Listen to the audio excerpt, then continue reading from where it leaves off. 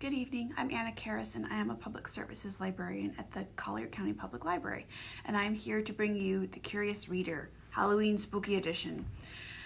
Tonight we are going to talk about 3 books that are guaranteed to scare the pants off you. So without further ado, let's get started. The first book I want to tell you about tonight is one of my favorites that I read every year at Halloween because it's so spooky. It's called The Haunting of Hill House and it is by Shirley Jackson. It was first published in 1959 and has become the quintessential haunted house book that has made the rounds and is a favorite of Stephen King and Guillermo del Toro. So all of the masters of the horror genre love this book, and with great reason. It centers around 4 different people who come together in an allegedly haunted house to see what happens when they go looking for ghosts. There is Dr. Montague, who is the head of the experiment. He is an occult scientist who is trying to prove without a shadow of a doubt that ghosts and paranormal phenomena really do exist. There's Theodora, who has an affinity for ESP. There is Eleanor, a fragile and friendless young woman who has an affinity for poltergeists. And then there is poor Luke, the man who is set to inherit Hill House one day from his aunt. And when they gather together, strange things begin to happen, and the house gathers its powers and sets to take one of them as its own. The second book I want to tell you about is Nosferatu by Joe Hill. And you might know Joe Hill as the son of famous horror writer Stephen King. Victoria McQueen has a secret gift for finding lost objects.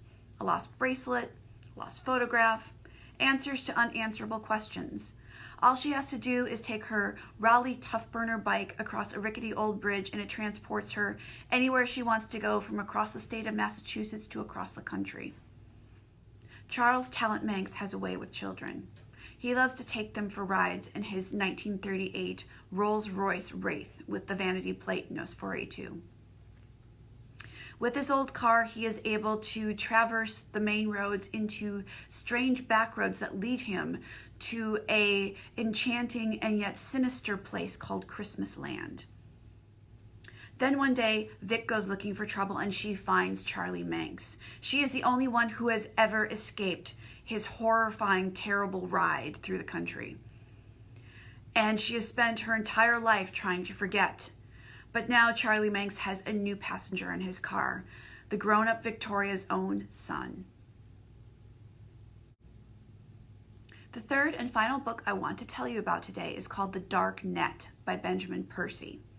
It is about the secret places on the internet that no one really ever wants to go unless they're looking for trouble.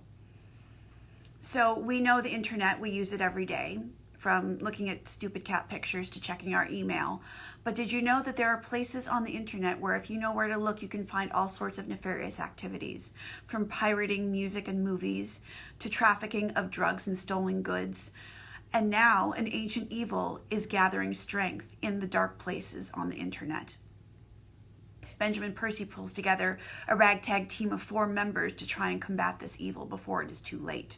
The first is Hannah, a 12-year-old girl who, with a new pair of glasses, can see for the first time in her life. But why is it that when she looks at certain people, they have shadows around them? There is Leela, who is a technophobe journalist who uncovers a story that no one wants her to uncover.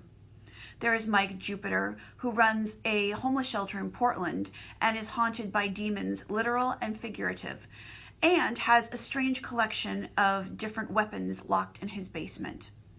Finally, there is Derek, who is an internet warrior, a cyber hacker, who thinks that he is standing alone against the forces of darkness. When they come together, can they find a way to save the world? Check it out. You won't be disappointed. So those are my 3 books that are guaranteed to scare the pants off you or the snot out of you, whichever one you prefer. We do The Curious Reader on the 1st and 3rd Fridays of every month at 5 o'clock. Join Susan and myself for the next installation on the 1st Friday of November. And we look forward to seeing you then. Thanks for watching and have a great night. Bye-bye.